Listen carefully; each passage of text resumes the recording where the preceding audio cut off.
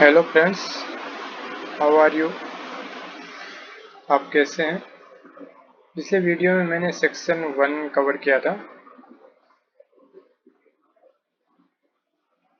अभी मैं इंग्लिश और हिंदी दोनों में कवर करने वाला हूँ। आज लेके आया हूँ section 2, definitions.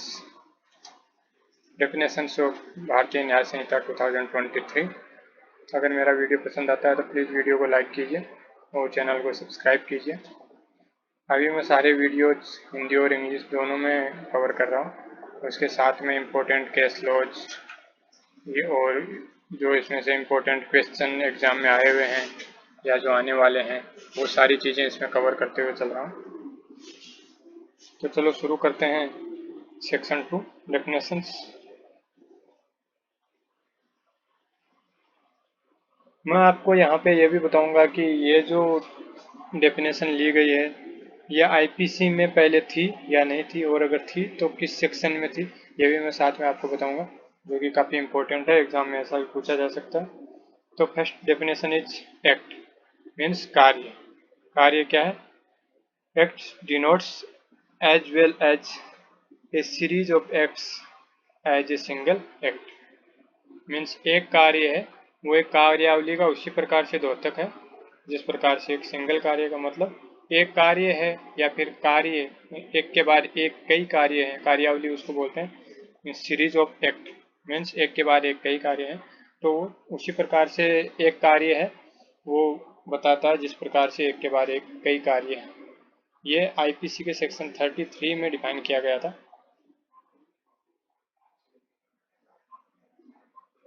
Next is animal means जीव जंतु।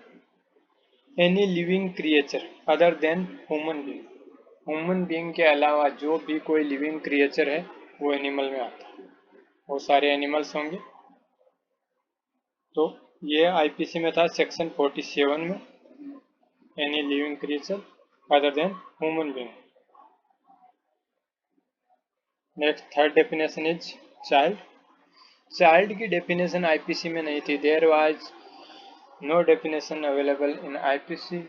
Child was not defined under IPC, but here new subsection 3 of section 2 added as a child.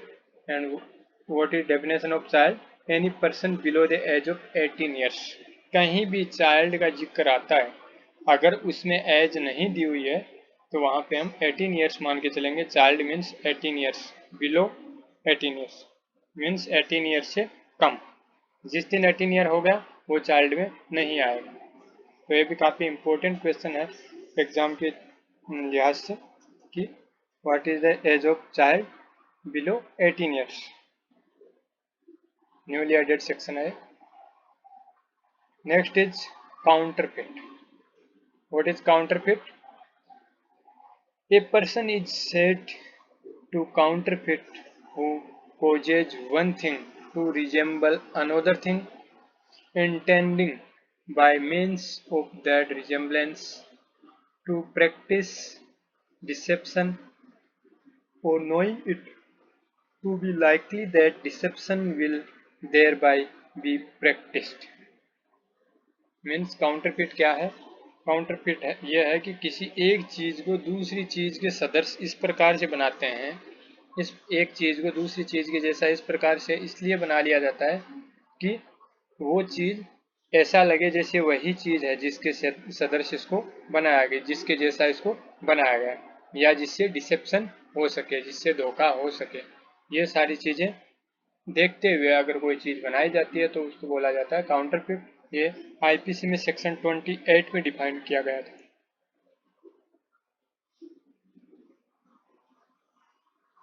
इसमें एक एक्सप्लेनेशन दिया गया है कि it is not essential to counterfeiting that the imitation should be exact. Means counterfeit करने के लिए जो उसके सदृश कोई चीज बनाई गई है ये जरूरी नहीं है कि वो हूबहू वैसी हो जैसी कि ओरिजिनल है, ऐसा जरूरी नहीं है, बस उसका उद्देश्य होना चाहिए।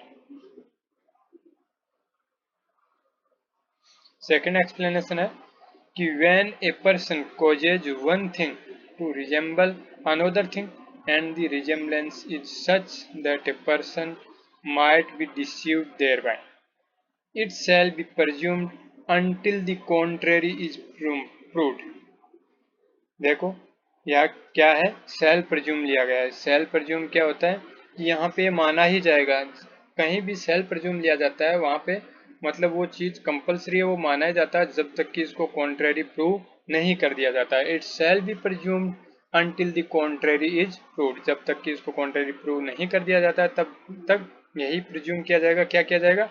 That the person so causing the one thing to resemble the another thing intended by means of that resemblance to practice deception, or knew it to be likely that deception would thereby be practiced. Means अगर किसी चीज का dissipation किया जाता है same resemblance के लिए, same वैसी ही चीज अगर बनाई जाती है तो ये प्रज्यूम किया जाएगा जब तक कि कॉन्ट्रेरी प्रूव नहीं कर दिया जाता है कि उसने वो डिसेप्शन करने के पर्पज से किया था, उसने वो काउंटरफिट के लिए ही किया था, जब तक कि वो कॉन्ट्रेरी प्रूव नहीं कर दिया जाता। तो यहाँ पे ये सेल प्रज्यूम लिया जाएगा। Next is section 5 court. Court क्या है? कोर्ट मीन्स जज who is empowered by law to act judicially alone। कोई एक जज है जिसको अगर जुडिशियली एक्ट करने के लिए बाय द लॉ उसको एम्पावर कर दिया गया है। अगर लॉ के द्वारा उसको एम्पावर किया गया है जुडिशियली एक्ट करने के लिए, या तो अकेले या फिर a body of जजेज which is empowered by law to act judicially as a body when such जज और body of जजेज is acting judicially. क्या है कोर्ट? क्या है? या तो कोई एक जज है जो कि लॉ के द्वारा एम्पावर किया गया है एक एज जुडिशियरी या अकेले, या फिर कोई जजेज की बेंच है। बॉडी ऑफ जजेज मीन्स जो बेंच होती है, जजेज का ग्रुप है, बेंच है, जिसको एम्पावर किया गया है जुडिशियली एक्ट करने के लिए। और जब वो इस प्रकार से जुडिशियली एक्ट कर रहे हैं तो उसको कहा जाता है कोर्ट। यह आईपीसी के सेक्शन 20 में डिफाइन किया गया था। Next is death. The death of human being unless the contrary appears from the context। अगर कहीं भी बीएनएस में हम डेथ वर्ड आता है और पढ़ते हैं तो इसका मतलब है वो डेथ है ह्यूमन बीइंग की, और जब तक कि कॉन्ट्रेरी प्रूव नहीं कर दिया जाता तब तक डेथ मीन्स ह्यूमन बीइंग की डेथ पढ़ा जाएगा। ये भी आईपीसी में डिफाइन किया गया था सेक्शन 46 में। Next is dishonestly. Doing anything with the intention of causing wrongful gain to one person or wrongful loss to another person। अगर कोई व्यक्ति कोई इस इंटेंशन से कार्य करता है कि इससे एक व्यक्ति को wrongful gain हो और एक व्यक्ति को wrongful loss हो, मीन्स किसी को एक व्यक्ति को wrongful सदोष लाभ हो और दूसरे को सदोष हानि हो तो उसको बोलते हैं dishonestly. Means one person is getting wrongful gain and some another person getting wrongful loss, that is dishonestly, and it was defined in IPC in section 24। Next definition is document। What is document? Any matter expressed or described upon any substance. या तो कोई matter है जिसको express या फिर describe किया गया है अपॉन एनी सब्सटेंस, किसी भी सब्सटेंस पे, by any means of letters, या तो लेटर्स के द्वारा, फिगर्स या फिगर्स के द्वारा, और मार्क्स, या तो लेटर के रूप में लेटर लिखे गए हैं या फिगर्स बनाए गए हैं या फिर कोई मार्क किया गया, और by more than one of these means. या तो लेटर्स, फिगर्स और मार्क्स में से कोई एक है या फिर मोर देन वन है, सारे भी हो सकते हैं, कोई भी दो हो सकते हैं। And includes electronic and digital records.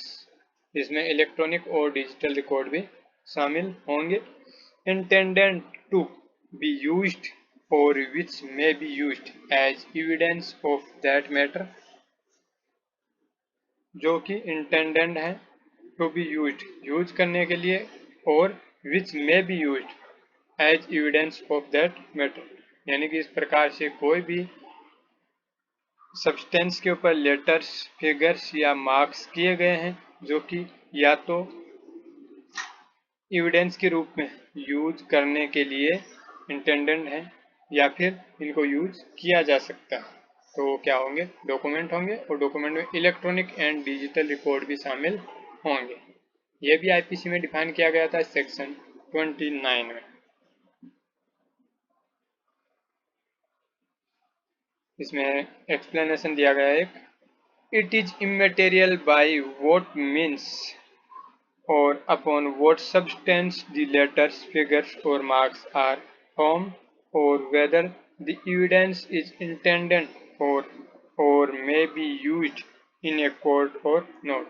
यानी कि ये तथ्यहीन है, तथ्यविहीन है कि ये किस सब्सटेंस पे बनाए गए हैं, क्या मार्क्स किए गए हैं, और ये एविडेंस के रूप में यूज लिया जा सकता है या लिया जाएगा, या लिए जाने के पर्पज से ये बनाया गया है। ये सारे तत्वहीन बातें हैं, इससे कोई मतलब नहीं है। जो इस प्रकार से अगर किसी सब्सटेंस पे फिगर्स, मार्क्स या फिर लेटर्स के रूप में कुछ बनाया गया है तो वो डॉक्यूमेंट में आएगा। अब कुछ एग्जांपल है यहाँ पे कि डॉक्यूमेंट क्या क्या हो सकता है। तो first is a writing expressing the terms of a contract which may be used as evidence of the contract is a document. यानी कोई कॉन्ट्रैक्ट है, उसके बारे में टर्म्स ऑफ कंडीशन है, कोई एक्सप्रेस राइटिंग है जो कि ऐसी राइटिंग है जो एक्सप्रेस कर रही है किसको? टर्म्स ऑफ कॉन्ट्रैक्ट को, और जिनको एविडेंस के रूप में यूज किया जा सकता है, तो वो एक डॉक्यूमेंट है। दूसरा, a cheque upon a banker is a document. Banker पे दिया गया कोई चेक है, वो डॉक्यूमेंट होगा। Third is power of attorney is a document. Power of attorney जो होता है वो भी एक डॉक्यूमेंट है। फोर्थ इज ए मैप और plan which is intended to be used और which may be used as evidence is a document. यानी कि कोई मैप है या फिर कोई प्लान है जो कि या तो इंटेंडेड है किसके लिए? एविडेंस के रूप में यूज करने के लिए, या फिर इसको एविडेंस के रूप में यूज किया जा सकता है, तो वो क्या होगा? एक डॉक्यूमेंट होगा।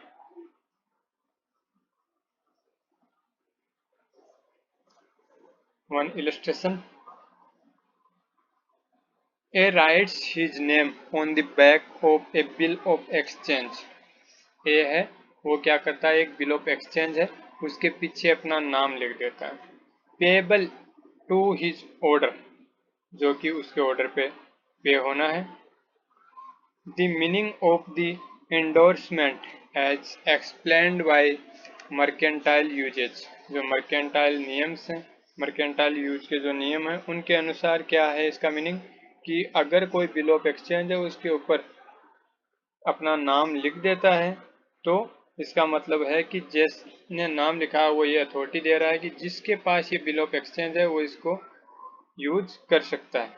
That the bill is to be paid to the holder, यानी जिसके पास ये बिल है उसको इसका पेमेंट कर दिया जाए। The endorsement is a document and shall be constructed in the same manner as if the words paid to the holder or words to that effect had been written over the signature। Mercantile rule क्या बोलते हैं कि जो bill of exchange है इसके ऊपर अगर पीछे अपना नाम लिख दिया जाता है तो इसका मतलब ये हुआ कि जो होल्डर है, जिसके पास भी ये बिल है, वो इसके अमाउंट को ले सकता है, उसको ये अमाउंट पे कर दिया जाना चाहिए, ये बोला जाता है। तो इसका मतलब ये क्या हुआ? एक document. Next is fraudulently doing anything with the intention to defraud but not otherwise. जो कोई डिफ्रॉड करने की इंटेंशन से, फ्रॉड करने की इंटेंशन से कोई कार्य करता है तो वो फ्रॉडुलेंटली होता है, नॉट अदरवाइज अदर देन नहीं होता। ये भी आईपीसी के सेक्शन 25 में डिफाइन किया गया था।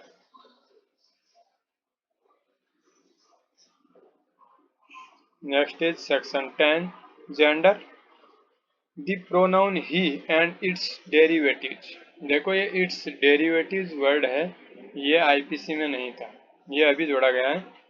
The pronoun he and its derivatives are used of any person whether male female or transgender. और जो ट्रांसजेंडर है वो भी आईपीसी में नहीं था, ये भी अभी जोड़ा गया। तो इसमें एक तो ही एंड हिज डेरिवेटिव्स, तो हिज डेरिवेटिव्स एंड दूसरा ट्रांसजेंडर, ये दो शब्द अभी जोड़े गए हैं इसमें, पहले आईपीसी में नहीं थे।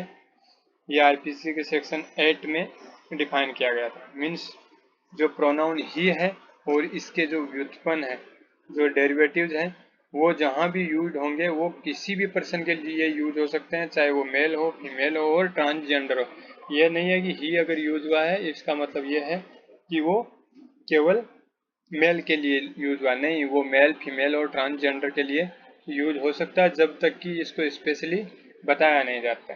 एक एक्सप्लेनेशन दिया गया कि transgender shall have the meaning assigned to it in clause K of section 2 of the Transgender Persons Protection of Rights Act 2019। 2019 का transgender persons protection of rights act जो है उसके सेक्शन 2 का क्लाउज के जो है उसमें ट्रांसजेंडर की डेफिनेशन दी गई है, तो सेम डेफिनेशन इसमें यूज की जाएगी।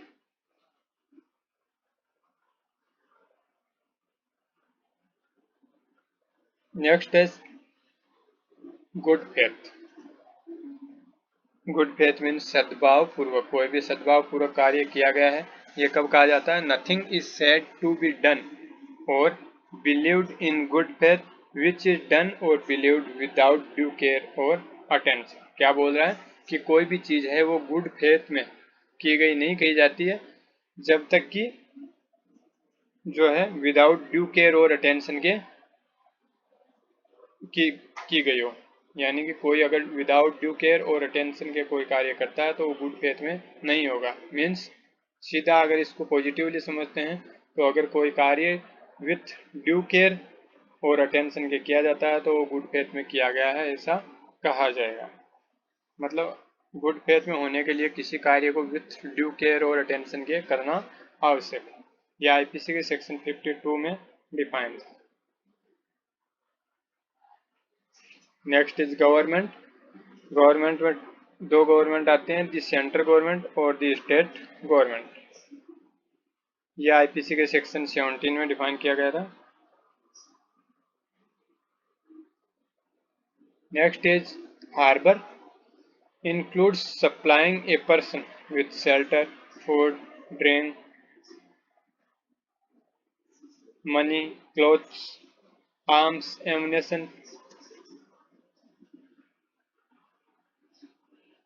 or means of convenience or the assisting a person by any means, whether of the same kind as those enumerated in this clause or not, to evade apprehension।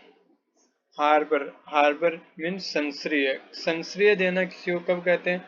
जब कोई दोषी है कोई अपराधी है उसको ये इसमें बताई गई चीजें हम प्रोवाइड करवाते हैं तो उसको हार्बर बोला जाता है। क्या क्या चीजें हैं वो, ये भी इम्पोर्टेंट क्वेश्चन है। It may be asked with shelter, shelter दिया जाता है या फूड दिया जा रहा है, पीने के लिए कोई ड्रिंक दिया जा रहा है, मनी दी जा रही है, कपड़े दिए जा रहे हैं, आर्म्स दिए जा रहे हैं, एमुनेशन है, या फिर कोई मीन्स ऑफ कन्वीनियंस है, या फिर assisting a person by any mean, या किसी भी प्रकार से उसको असिस्ट किया जा रहा है तो हार्बर की कैटेगरी में आएगा।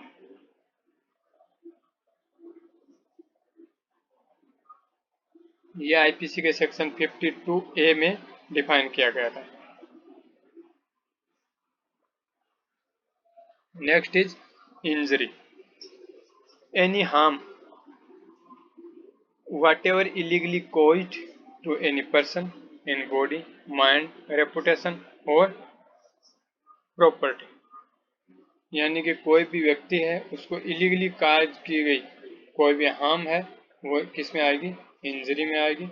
वो हार्म किस प्रकार की हो सकती है? बॉडी, माइंड, रेपुटेशन या फिर प्रॉपर्टी की हो सकती है। 4 टाइप की है, ये काफ़ी इंपॉर्टेंट है, प्री में ये भी पूछा जा सकता है कि इंजरी हो किस किस टाइप की हो सकती है, या तो बॉडी को हो सकती है, या फिर माइंड को हो सकती है, या फिर रेपुटेशन को हो सकती है, या फिर प्रॉपर्टी को हो सकती है। 4 जगह इंजरी हो सकती है जो कि आईपीसी के सेक्शन 44 में डिफाइन की गई थी।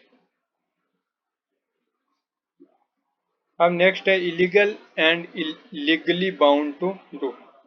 इलीगल क्या है और लीगली बाउंड टू डू ये क्या चीज है? तो the word illegal is applicable to everything which is an offence और which is prohibited by law. यानी इलीगल क्या है? जो कि एक अपराध है और जो प्रोहिबिटेड बाय लॉ, लॉ के द्वारा प्रोहिबिट किया गया है, तो ये सारी चीजें क्या होंगी? इलीगल होंगी। The word illegal is applicable to everything, वो उस हर चीज के लिए अप्लाइकेबल है जो कि एक ऑफेंस है या फिर जो कि प्रोहिबिटेड किया गया है लॉ के द्वारा, और which furnishes ground for a civil action, या फिर जो एक सिविल एक्शन के लिए ग्राउंड बनाता है, जिसकी वजह से कोई सिविल एक्शन लिया जा सकता है, वो सारे क्या होंगे? इलीगल होंगे। तो इलीगल में कौन कौन सी चीजें आ रही हैं? पहला है जो कि एक ऑफेंस बनाता है, या फिर दूसरा है कि प्रोहिबिटेड बाय लॉ है, और तीसरा है कि जो एक सिविल एक्शन के लिए ग्राउंड तैयार करता है, तो वो सारी चीजें इलीगल होंगी। And a person is said to be legally bound to do whatever it is illegal in him to omit. ये आईपीसी के सेक्शन 43 में डिफाइन किया गया था। नेक्स्ट इज जज। हमने कोर्ट की डेफिनेशन पढ़ ली, जिसमें 2 प्रकार से बताया गया है कि या तो अकेला जज या फिर जजेज का कोई बेंच है, तो वो अगर जुडिशियल एक्ट कर रहा है तो वो किस में आएगा? कोर्ट में आएगा। अब जज से हम पढ़ते हैं कि जज क्या है। तो जज means the person who is first officially designated, जो कि ऑफिशियली डेजिग्नेट किया गया हो एज ए जज, या फिर दूसरा है इंक्लूड्स ए पर्सन, या तो ऑफिशियली जज एज ए जज वो डेजिग्नेट किया गया, या फिर दूसरा है वो क्या इंक्लूड करता है कि who is empowered by law to give in any legal proceeding civil और क्रिमिनल ए डिफेंसिव जजमेंट और a judgment which if not appealed against would be definitive, or a judgment which if confirmed by some other authority would be definitive। Means क्या बताया गया है कि अगर कोई व्यक्ति है जिसको एम्पावर किया गया है लॉ के द्वारा, जो कि कोई डिसीजन दे, किसमें? सिविल और कोई क्रिमिनल जजमेंट दे, और वो जजमेंट या तो अपने आप ही फाइनल हो, या फिर उसके जो हायर सुपीरियर है उसके द्वारा उसको कंफर्म करने के बाद में वो फाइनल हो जाए, या फिर उसकी अपील अगर नहीं की जाती है अपील के टाइम पे तो वो फाइनल हो जाए। या सेकंड है कि who is one of a body और पर्सन विच बॉडी और person is empowered by law to give such a judgment। अगर मान लो कि इस प्रकार का कोई व्यक्ति है जो कि लॉ के द्वारा एम्पावर किया गया है, जो बेंच ऑफ जजेज है, तो वो भी क्या आएगा? जज। इसका इलस्ट्रेशन दिया गया है कि ए magistrate exercising jurisdiction in respect of a charge on which he has power to sentence to fine of or imprisonment with or without appeal is a judge। यानी कि कोई एक मजिस्ट्रेट है जो कि पनिशमेंट दे सकता है, इम्प्रिजनमेंट दे सकता है विथ और विदाउट अपील, तो वो क्या है? जज।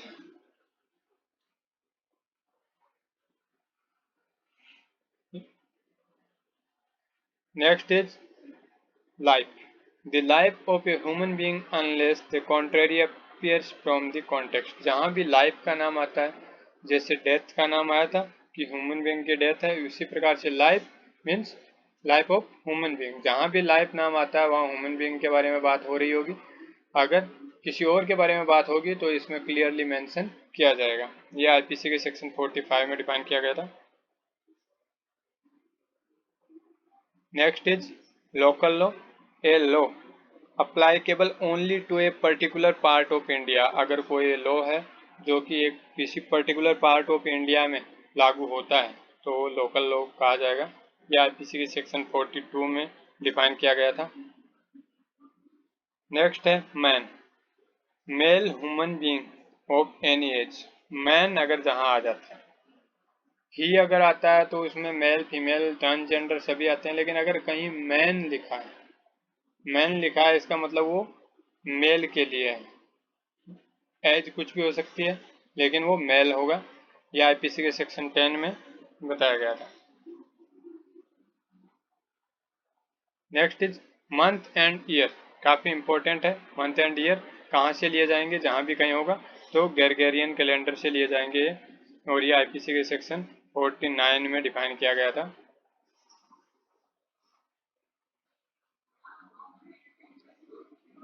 Next is movable property. What is movable property? Movable property includes property of every description. Means movable property है उसमें हर प्रकार की प्रॉपर्टी शामिल है एक्सेप्ट ये तीन टाइप दिया गया है। इन तीन के अलावा जो भी कोई प्रॉपर्टी है वो मूवेबल होता है। तो क्या क्या नहीं है इसमें? लैंड, जमीन जो है, अर्थ जो है वो इसमें शामिल नहीं है। दूसरे things attach to the earth, ऐसी थिंग्स जो कि पर अर्थ से अटैच है। और next is things permanently fastened to anything which is attach to the earth. यानी कि कोई चीज है जो परमानेंटली ऐसी चीज से बांध दिया गया है जो कि डायरेक्ट तो अर्थ से अटैच नहीं है, लेकिन उस चीज से बांधा गया है कि वो चीज डायरेक्टली अर्थ से अटैच है। जैसे कोई बिल्डिंग बना दी गई है तो बिल्डिंग परमानेंटली अटैच है। अब उस बिल्डिंग में कोई चीज ऐसी लगाई गई है, गेट लगा दिया, डोर लगा दिया, तो मूवेबल प्रॉपर्टी नहीं होगा क्योंकि वो परमानेंटली उसमें फास्टेन कर दिया गया है। यह आईपीसी के सेक्शन 22 में डिफाइन किया गया था। नेक्स्ट है number. Unless the contrary appears from the context, words importing the singular number includes the plural number and words importing the plural number includes the singular number। Means कहीं पे अगर singular number दिया गया है इसका मतलब वो प्लूरल, उसका मीनिंग प्लूरल और सिंगुलर दोनों हो सकते हैं। और अगर प्लूरल दिया गया है तो वहां पे भी सिंगुलर और प्लूरल दोनों हो सकते हैं, जब तक कि ये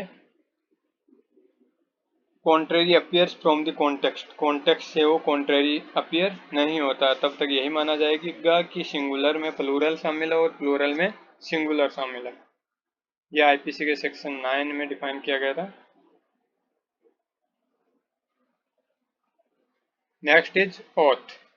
Oath includes a solemn affirmation substituted by law for an oath and any declaration required or authorized by law to be made before a public servant or to be used for the purpose of proof whether in a court or not।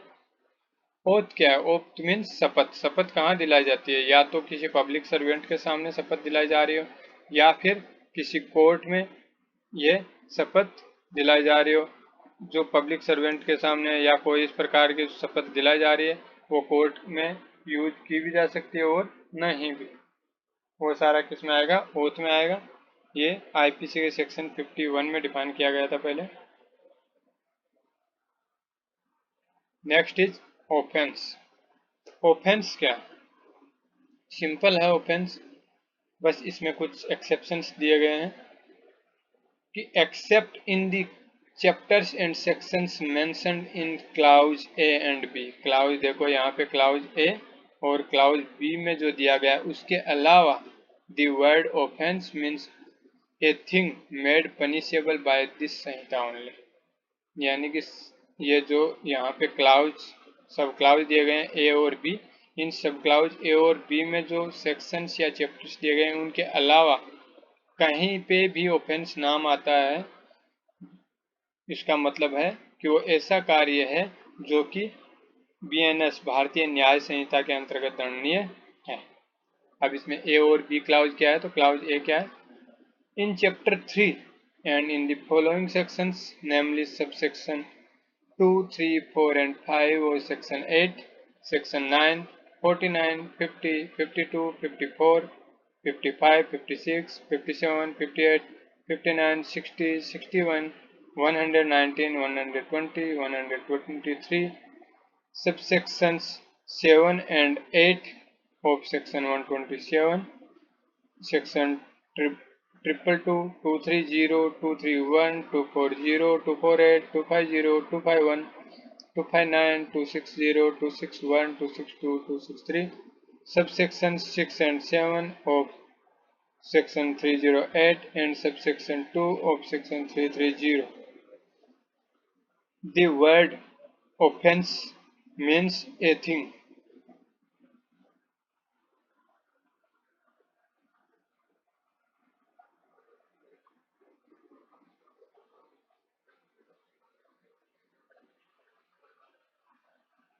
Means a thing punishable under this Sanhita or under any special law or local law.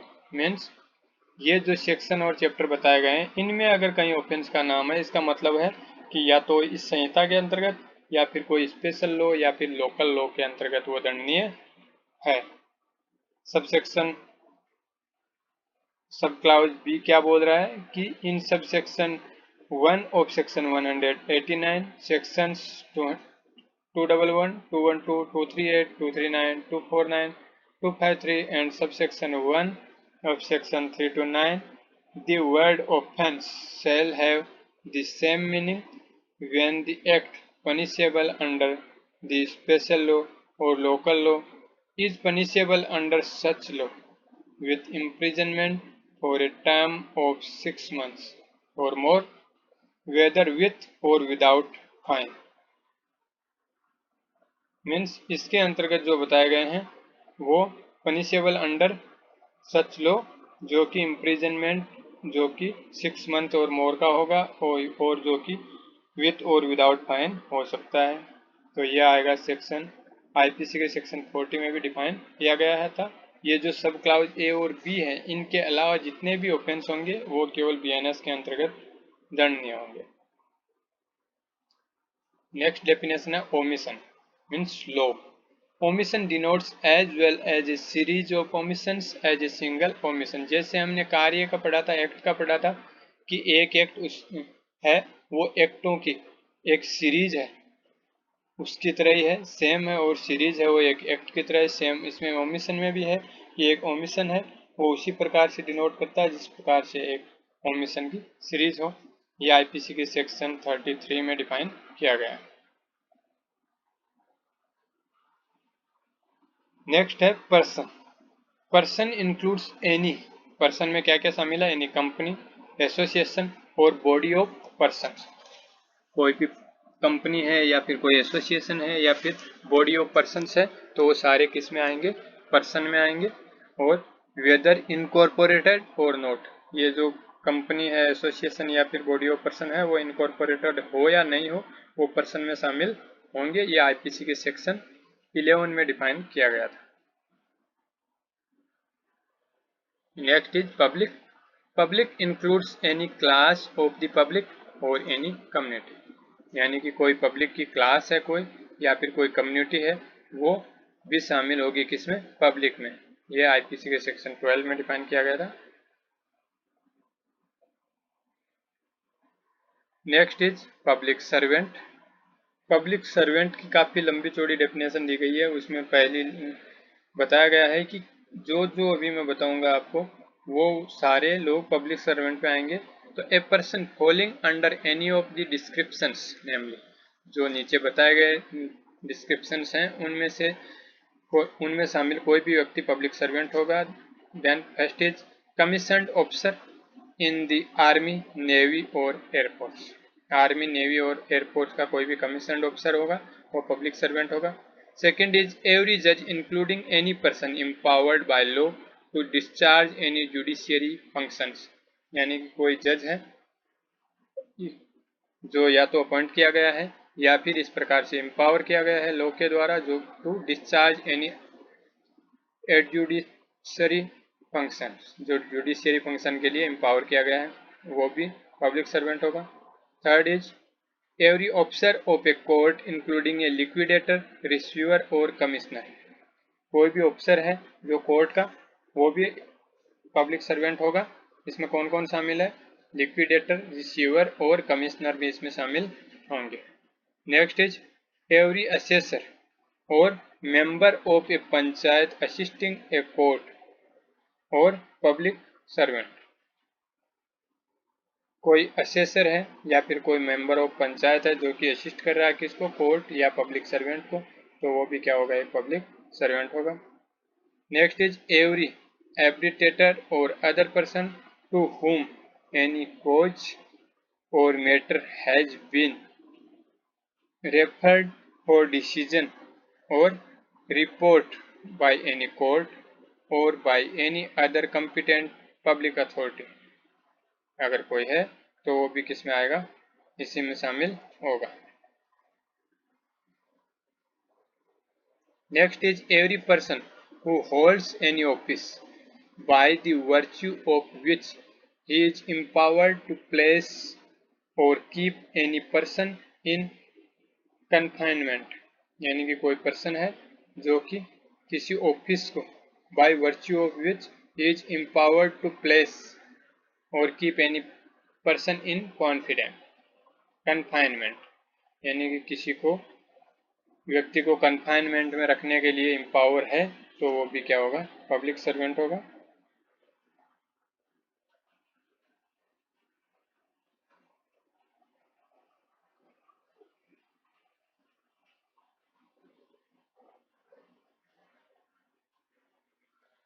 Next is every officer of the government whose duty it is such officer to prevent offences, to give information of offences, to bring offenders to justice, or to protect the public health, safety और convenience।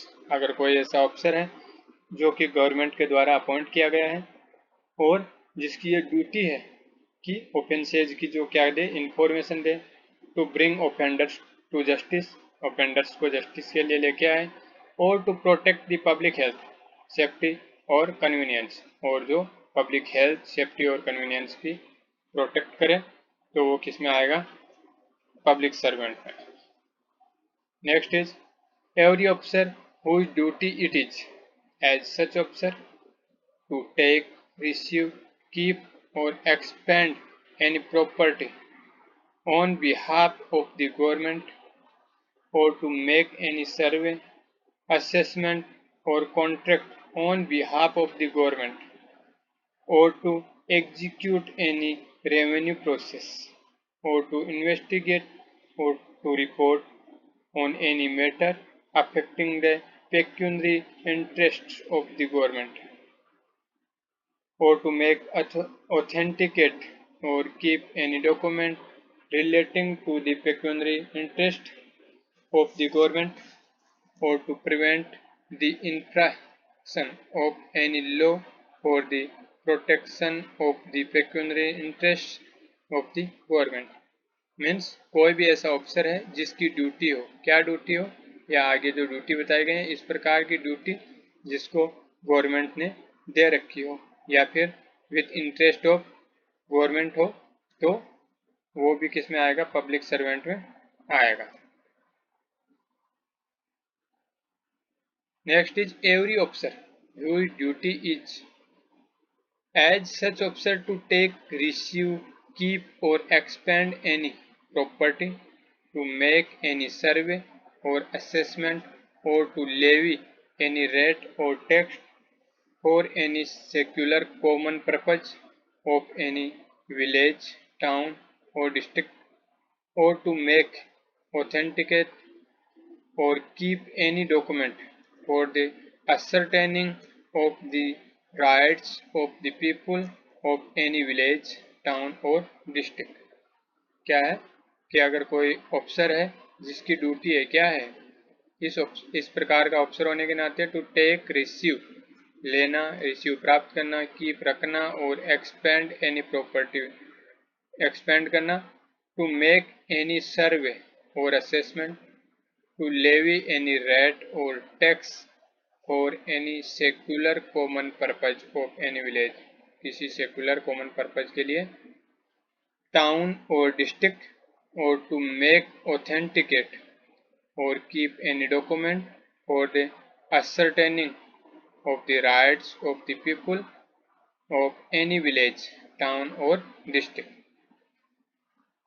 Next is every person who holds any office by virtue of which he is empowered, कोई किसी office को hold करता है और जिसके द्वारा he is empowered to prepare, जिसके द्वारा वो एम्पावर किया गया है क्या करने के लिए, प्रिपेयर, पब्लिश, मेंटेन और रिवाइज एन इलेक्ट्रोल रोल और टू कंडक्ट द इलेक्शन और पार्ट ऑफ एन इलेक्शन, यानी कि कोई इस प्रकार से एम्पावर किया गया है, किसी पोस्ट ऑफिस को होल्ड कर रहा है जिसकी वजह से उसको एम्पावर किया गया है कि जो इलेक्ट्रोल रोल है उसको प्रिपेयर करे, पब्लिश करे, मेंटेन करे या फिर रिवाइज करे या फिर कंडक्ट इलेक्शन और पार्ट ऑफ द इलेक्शन, तो वो किस में आएगा, पब्लिक सर्वेंट होगा.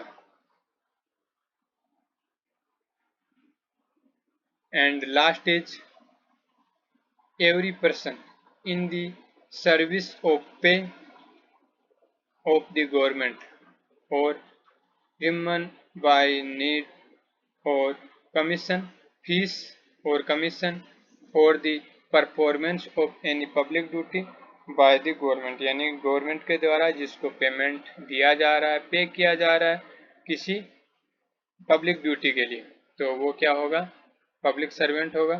और इन द सर्विस और pay of the local authority as defined in clause 31 of section 3 of General Clause Act 1897, a corporation established by or under a central or state act or a government company as defined in clause 45 of section 2 of the Companies Act 2013, तो वो भी क्या होगा, public servant होगा. तो ये इस प्रकार से जो 11 पार्ट दिए गए हैं, 11 पार्ट्स में जो बताया गया है कि कौन कौन पब्लिक सर्वेंट होगा, ये आईपीसी के सेक्शन 21 में डिफाइन किया गया था. इसमें कुछ एक्सप्लेनेशंस दिए गए हैं कि persons falling under any of the description made in this clause are public servant whether appointed by the government or not, यानी कि जो ऊपर बताए गए 11 सब क्लाउज हैं उनमें जो भी व्यक्ति फॉल कर रहा है वो पब्लिक सर्वेंट होगा, वो गवर्नमेंट के द्वारा अपॉइंट हो या नहीं, फिर भी वो पब्लिक सर्वेंट होगा. Every person who is in actual possession of the situation of A public servant whatever legal defect there may be in his right to hold that situation is a public servant. It means अगर कोई व्यक्ति है जो कि किसी position पे बैठा हुआ है, कोई पोजीशन होल्ड कर रहा है, अब उसके पोजीशन होल्ड करने में कोई लीगल डिफेक्ट है तो भी वो पब्लिक सर्वेंट ही होगा. Election means an election for the purpose of selecting member of any legislative, municipal or other public authority of whatever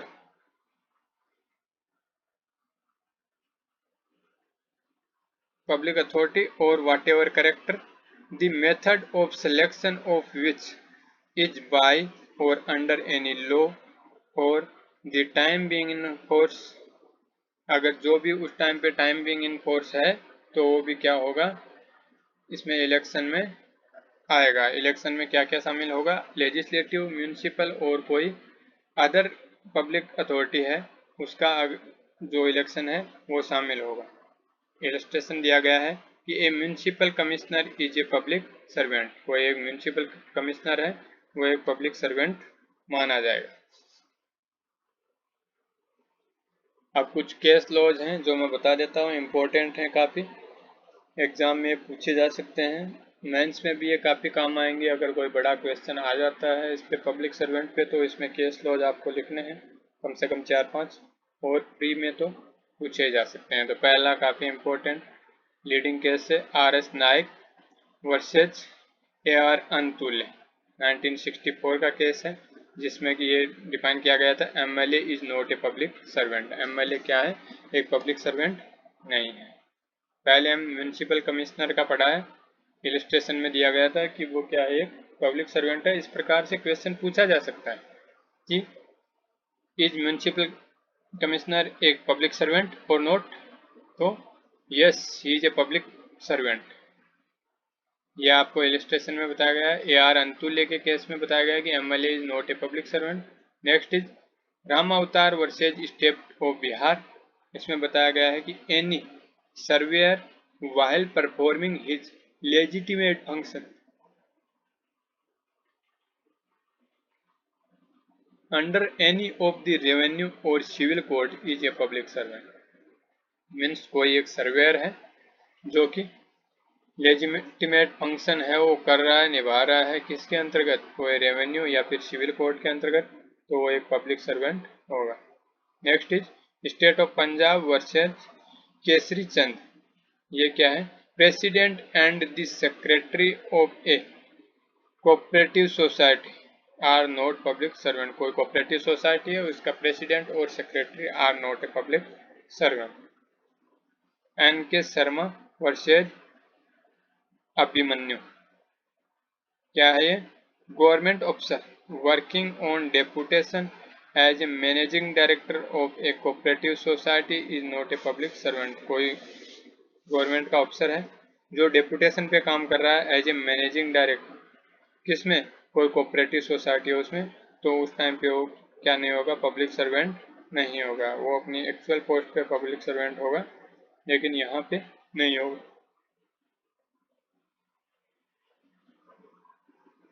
next है State of Maharashtra versus LW Kanchan. An employee of a nationalise bank is a public servant. कोई nationalise bank है तो उसका कोई employee है, वो public servant होगा। Next है M Karunanidhi versus union of India 1979। 1979 का केस है M Karunanidhi versus union of India. क्या है कि chief minister is a public servant. Chief minister एक पब्लिक सर्वेंट होगा। Next is MLA public servant नहीं है, जो हमने पीछे पढ़ा है, लेकिन चीफ मिनिस्टर है, वो एक पब्लिक सर्वेंट होगा। K Veeraswami versus union of India 1991। जजेज of supreme court and high court are public servant. जो जज हैं, ये तो पहले भी बताया भी गया है, जो डेफिनेशन दी गई है उसमें भी लिखा हुआ है कि कोई भी जज है वो क्या होगा? पब्लिक सर्वेंट होगा, और इस केस लॉ में भी बताया गया है। Next is Sharad Chandra Dehri versus Sankirtan Behra, 1989 Orissa high court का केस है कि sarpanch of gram panchayat is a public servant. जो ग्राम पंचायत है उसका सरपंच क्या होगा? पब्लिक सर्वेंट होगा। Next is state of Gujarat versus MP Dwivedi, 1972। Person appointed as an examiner by university even if he was a lecturer of government college was not a public servant. यानी कि जो कोई भी व्यक्ति है जिसको एग्जामिनर के रूप में अगर ड्यूटी दी गई है तो वो गवर्नमेंट पब्लिक सर्वेंट नहीं होगा, यद्यपि वो लेक्चरर है, वो गवर्नमेंट कॉलेज का लेक्चरर भी हो सकता है, लेकिन फिर भी वो पब्लिक सर्वेंट नहीं होगा।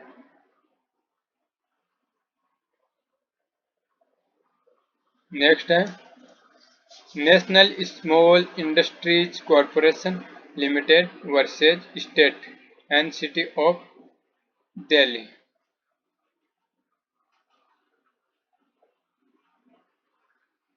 कि government company is not a public servant. जो गवर्नमेंट कंपनी है वो पब्लिक सर्वेंट नहीं है, but every employee of such company is a public servant. जो गवर्नमेंट कंपनी है वो पब्लिक सर्वेंट नहीं होगी, लेकिन उसका प्रत्येक एम्प्लॉय है वो एक पब्लिक सर्वेंट होगा। Next is GA Monteiro versus state of Ajmer, 1957 का केस है कि it gave the test to determine whether a person is a public servant or not. इसमें दो क्राइटेरिया दिए गए हैं कि वो पर्सन है वो पब्लिक सर्वेंट होगा या नहीं होगा।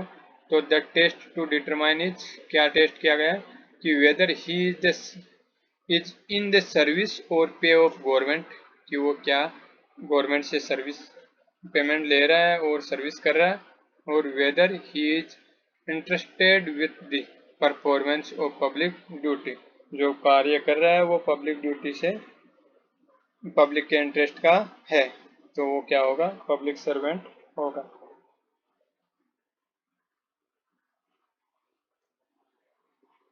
Next is definition 29, reason to believe, विश्वास करने का कारण। A person is said to have reason to believe a thing if he has sufficient cause to believe that thing but not otherwise, यानी विश्वास करने का कारण कब कहा जाता है, जब उस व्यक्ति के पास सफिशिएंट ऐसे कारण है विश्वास करने के जिससे कि वो कहा जाए कि वो विश्वास करता है, तो उसको कहा जाएगा रीजन टू बिलीव। ये आईपीसी के सेक्शन 26 में डिफाइन किया गया था। Next is special law, a law applicable to a particular subject. Local law बताया गया था एक पर्टिकुलर पार्ट में, एरिया में वो जो लागू होता है वो लोकल लॉ होता है, और स्पेशल लॉ है वो पर्टिकुलर सब्जेक्ट पे लागू होता है। ये डिफाइन किया गया था आईपीसी के section 41। Next is valuable security. Valuable security क्या है कि valuable security means a document which is और purports to be a document whereby any legal right is created, expanded, transferred, restricted, extinguished और released। जहाँ पे कोई legal right है वो या तो क्रिएट हो रहा है या एक्सटेंड हो रहा है या ट्रांसफर हो रहा है या रिस्ट्रिक्ट हो रहा है या एक्सटिंग्विश हो रहा है या फिर रिलीज हो रहा है, और whereby any person acknowledges that he lies under legal liability or has not a certain legal right, तो इसको क्या बोला जाएगा, वैल्यूएबल सिक्योरिटी बोला जाएगा, जो कि defined in IPC section 30। IPC के सेक्शन 30 में डिफाइन किया गया था। एक इलस्ट्रेशन दिया गया है यहाँ पे कि a writes his name on the back of a bill of exchange, as the effect of this endorsement is to transfer the right to the bill to any person who may become the lawful holder of it. The endorsement is a valuable security। देखो document में भी हमने इसी प्रकार का एक illustration पढ़ा था कि वो डॉक्यूमेंट था बिल ऑफ एक्सचेंज जिसके ऊपर ये साइन कर दिया गया था, एंडोर्समेंट किया गया था पीछे नाम, और इसमें भी अगर नाम पीछे एंडोर्समेंट किया गया है तो वो एक वैल्यूएबल सिक्योरिटी होगा। नेक्स्ट है vessel, anything made for the convenience of water by water of human being और ऑफ ए प्रॉपर्टी। अगर किसी वाटर के थ्रू किसी चीज में ह्यूमन बीइंग और प्रॉपर्टी का कन्वीनियंस करना है तो वो क्या होगा, वेसल होगा। यह आईपीसी के सेक्शन 48 में डिफाइन किया गया था। Next is वॉल्यूंटरीली। वॉल्यूंटरीली क्या है, a person is said to cause an effect voluntarily when he causes it by means whereby he intended to cause it or by means which at the time of employing those means he knew or had reason to believe to be likely to cause it। वॉल्यूंटरीली क्या है, कोई व्यक्ति वॉल्यूंटरीली कोई कार्य करता है, कब कहा जाता है, जब वो जिस साधन की मदद से, जिस मीन से वो कार्य करना चाहता था उस मीन से अगर वो कार्य कर देता है तो इसको कहा जाता है कि उसने कार्य वॉल्यूंटरीली किया है। यह आईपीसी के सेक्शन 39 में डिफाइन किया गया था। एक इलस्ट्रेशन है, a sets fire by night to an inhabited house in a large town for the purpose of facilitating a robbery and thus causes the death of a person। Here A may not have intended to cause death and may even be sorry that death has been caused by his act. Yet if he knew that he was likely to cause death, he has caused death voluntarily. यानी कि कोई एक व्यक्ति है जो किसी घर में आग लगा देता है, किस लिए? रॉबरी करने के आशय से, कि सबका ध्यान इस आग की तरफ आ जाए और वो रॉबरी कर ले। वो घर में कोई लोग रहते हैं, आग लगाने से कोई मर जाता है अगर, तो वो डेथ के लिए क्या होगा? एलिगेशन उसके ऊपर लगाया जाएगा, वो अपराधी होगा डेथ कोज करने का। और क्यों होगा? क्योंकि उसको ये मालूम होना चाहिए, उसको ये मालूम होगा कि अगर वो किसी घर में आग लगाता है तो उसमें रहने वाले लोगों को खतरा हो सकता है। तो ये इलस्ट्रेशन है वॉल्यूंटरीली, इसका मतलब उसने ये आग जो लगाई थी वो वॉल्यूंटरीली था, और उसने जो डेथ कॉज की है वो भी वॉल्यूंटरीली कॉज की है। Next is will any testamentary document. कोई भी टेस्टामेंट्री डॉक्यूमेंट है वो विल होती है, जो आईपीसी के सेक्शन 34 में डिफाइन किया गया था। Next is 35 woman. मैन में हमने पढ़ा कोई भी मेल ह्यूमन बींग, और इसमें कोई भी फीमेल ह्यूमन बींग। एज कुछ भी हो सकता है, आईपीसी के सेक्शन 10 में डिफाइन किया गया है। wrongful gain by unlawful mean of property to which the person gaining is not legally entitled। यानी कि कोई भी इस प्रकार के मीन से प्रॉपर्टी का कोई गेन कर रहा है जो कि पर्सन जो गेन कर रहा है वो अथॉराइज नहीं है इसके लिए, वो गेन कर रहा है तो वो रॉन्गफुल गेन होगा। ये आईपीसी के सेक्शन 23 में डिफाइन किया गया था। 23 में रॉन्गफुल गेन, रॉन्गफुल लॉस और गेनिंग रॉन्गफुली और लूजिंग रॉन्गफुली ये डिफाइन किया गया था। तो इसको इसमें 3 पार्ट में बांट दिया गया। 37 में है wrongful loss, the loss by unlawful means of property to which the person losing it is legally entitled. Means wrongful gain में क्या था कि जो व्यक्ति रॉन्गफुल गेन प्राप्त कर रहा है वो लीगली इंटाइटल्ड नहीं है वो गेन प्राप्त करने के लिए। लेकिन रॉन्गफुल लॉस में क्या है कि जो पर्सन रॉन्गफुली लॉस कर रहा पा रहा है वो एक्चुअली लीगली इंटाइटल्ड है उस लॉस के लिए, लेकिन वो रॉन्गफुली वो उसके लिए इंटाइटल्ड है, लेकिन वो रॉन्गफुली उसका लॉस हो रहा है उसका। तो वो है रॉन्गफुल लॉस। ये आईपीसी के सेक्शन 23 में डिफाइन किया गया था। और 23 की ही एक और डेफिनेशन है gaining wrongfully and losing wrongfully means a person is said to gain wrongfully when such person retains wrongfully as well as when such person acquires wrongfully. A person is said to lose wrongfully when such person is wrongfully kept out of any property as well as when such person is wrongfully deprived of property. wrongfully gaining wrongfully means कोई व्यक्ति किसी चीज को wrongfully अपने पास रखता है या फिर एक्वायर करता है तो वो गेनिंग रॉन्गफुली हो जाएगा। या फिर लूजिंग रॉन्गफुली कब होगा? जब कोई व्यक्ति है जो रॉन्गफुली किसी चीज को केप्ट आउट निकल जाती है, उससे चली जाती है, या फिर such person is wrongfully deprived of property, तो वो क्या होगा? लूजिंग रॉन्गफुली होगा। ये सारी डेफिनेशंस हो गई हैं। अब words and expressions used but not defined in this Sanhita but defined in the Information Technology Act 2000 and the Bharatiya Nagrik Suraksha Sanhita 2023 shall have the meaning respectively assigned to them in that act and Sanhita. This is also newly added। IPC में इस प्रकार का कोई section नहीं था।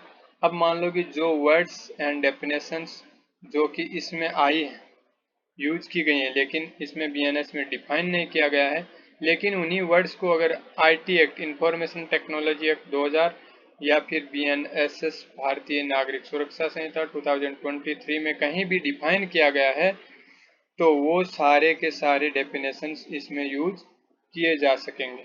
तो इस प्रकार का हमारा सेक्शन 2 डेफिनेशंस आज कंप्लीट हो जाता है। अगर किसी को इसके बारे में इसमें कहीं भी कोई डाउट आता है तो कमेंट सेक्शन में अपना कमेंट लिख के पूछ सकता है। बाकी वीडियो देखते रहिए, वीडियो को लाइक कीजिए अगर पसंद आता है तो, चैनल को सब्सक्राइब कीजिए जिससे कि आगे आने वाले वीडियोज आपको मिलते रहेंगे। मैं इसी प्रकार से आपको नए नए वीडियो आगे सेक्शन वाइज पूरे बताऊंगा इसमें बीएनएस में, और उसके बाद में और भी जितने भी एक्ट हैं अपने उन सब के बारे में। और लास्ट में इसके बीच बीच में मैं क्वेश्चन भी तैयार कर रहा हूँ, तो उनका भी मैं बीच में एक टेस्ट भी कंडक्ट करूंगा और वीडियो में भी उनको हम सोल्व करेंगे। Thank you very much.